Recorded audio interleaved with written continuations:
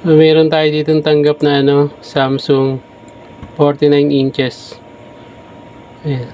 So ang issue niyan, may power pero walang display. So naka-power on yan. So meron na aninag na display dyan, kanino. So bubuksan natin yan. Nabuksan na natin. So visual check muna tayo from PSU. Ayan PSU niyan.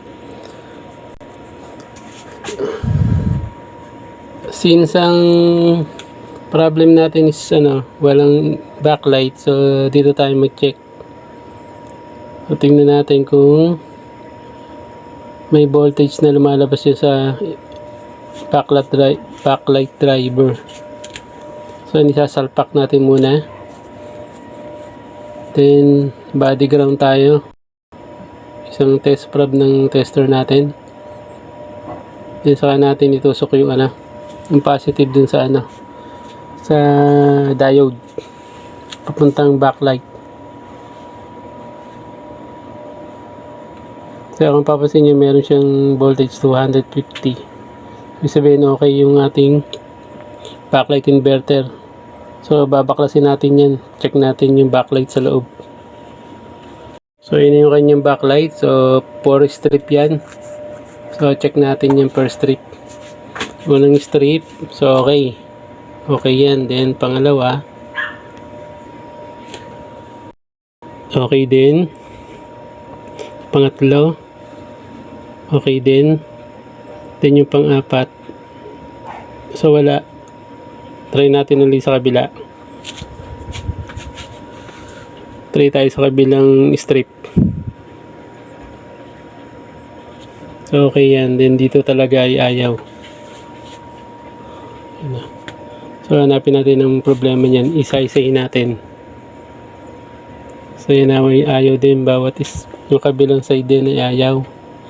Pero yung tatlo strip sa taas, yung half, so okay naman.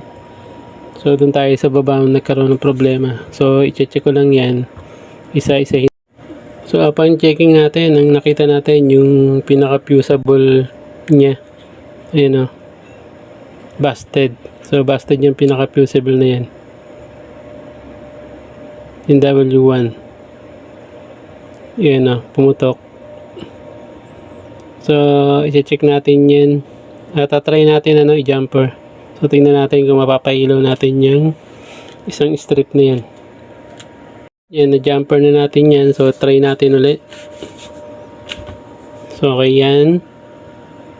Pangalawa. So okay. Pangatlo. So okay. Ito yung last. Ito yung may problema. So okay na rin yan. Yan So ginamper lang natin yung yung fusible niyan. So sabi ko sa may-ari,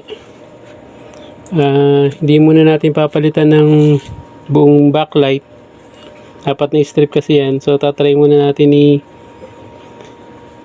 i-jumper yung fusible since wala tayong ganung klaseng piyesa, ganung klaseng fuse.